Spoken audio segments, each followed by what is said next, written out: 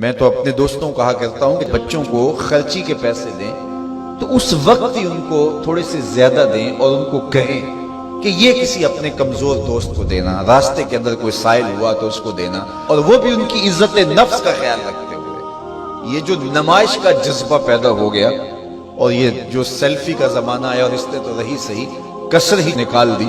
وہ کسی زمانے میں کہتے تھے نیکی کر دریا میں ڈال، اور پھر وہ زمانہ آیا کہ نیکی کر اخبار میں ڈال، اور اب ہے نیکی کر فیس بک پہ ڈال۔ اب تو وہ تقوی، وہ جو للہیت، وہ تو ختم ہی ہوتی چلی جا رہی ہے۔ آج کل وہ اجتماعی شادیوں کا ایک رواج پیدا ہوا۔ ایک دفعہ مجبور ہو کے مجھے کہیں جانا بھی پڑا، تو وہ میرا پہلا اور آخری موقع تھا۔ تو میں نے وہاں کہا کہ آپ نے مجھے جس مقصد کے لیے بلایا ہے، میں اچھائی کے کاموں کی تحسین کرتا ہوں، لیکن یہ منظر آپ کا مجھے اچھا اس لیے نہیں لگا کہ زندگی میں 3 مرحلے ہر شخص پہ آتے ہیں جب وہ مہمان خصوصی ہوتا ہے۔ جب وہ پیدا ہوتا ہے، کالا کلوٹا بھی کیوں نہ ہو، سارے اسے دیکھنے آتے ہیں۔ جب وہ عروسی کا جوڑا پہنتا ہے، چاہے مرد ہے چاہے عورت، تو اس وقت بھی سارے لوگوں کی نگاہ کا مرکز ہوتا ہے۔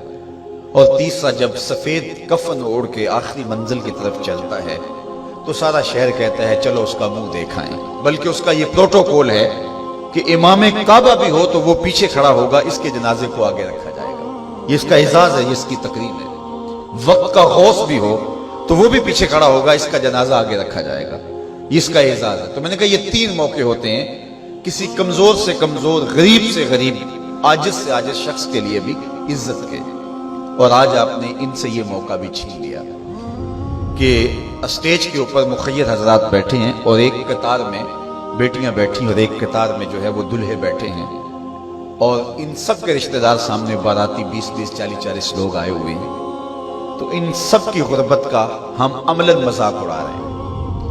آج یہاں میں کسی کے چہرے کے اوپر خوشی نہیں دیکھ رہا، اگر مسکراہٹ ہے تو وہ مصنوعی مسکراہٹ ہے۔ کاش کہ ان کے ماں باپ کے گھروں میں جا کر کے تنہائی کے اندر ان کی مدد کرتے، اور یہ بیٹیاں اپنے گھر سے نکلتی اور ماجرا ہوتا۔ اب ان کی غربت کا گواہ آپ نے کتنے لوگوں کو بنایا، اور صرف اپنے اشتہار کے لیے۔ تو یہ مزاج پیدا کریں، عزت نفس نہ کسی کی مجروح ہونے دیں۔ سب سے قیمتی شے انسان کی عزت ہوتی ہے۔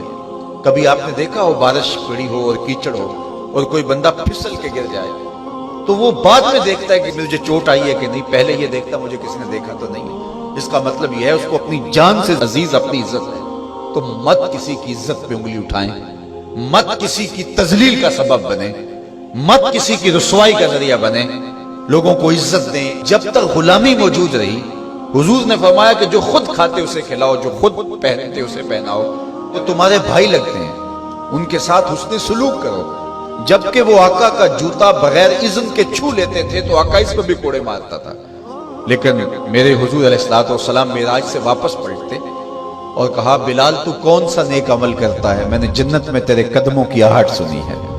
کیا خیال ہے ایسے ایک جملے نے دور غلامی کی ساری تھکن اتارنے دی ہوگی، اور غلام فرش اٹھ کے فراز عرش پہ نہیں پہنچ گیا ہوگا؟ یہ عزت دی ہے۔ علامہ اقبال علیہ رحمہ نے وہ جو ابو جہل کا کعبے کے پردے کو پکڑ کے زاروں کے تار رونا ہے اور حضور کے خلاف رب سے شکایت کرنا ہے، وہ لکھا ہے۔ تو اس میں جو شکایتیں لگاتا ہے ابو جہل کعبے کے غلاف کو پکڑ کے، تو اس میں ایک شکایت یہ لگاتا ہے کہ از محمد سینہ ما زار زار، ہمارا سینہ بڑا دکھی ہو گیا ہے، اس شخص نے تو ہمارے نظم کو خراب کر دیا ہے۔ با غلام خیش بر یکخان نشست، یہ جو دین لے کر آیا ہے اس دین کے اندر یہ سبق ہے کہ غلام اور آقا ایک دسترخوان پہ بیٹھیں گے، اور اگر غلام اور آقا ایک دسترخوان پہ بیٹھ جاتے ہیں تو پھر کہاں گیا ہمارا قریش کا سردار ہونا؟ تو یہ تو ہمارا سب سسٹم تلپٹ ہو جائے گا۔ لیکن میرے حضور یہ دین لے کر آئے تھے، انسان کی بنیادی عزت کو بحال کرنا تھا۔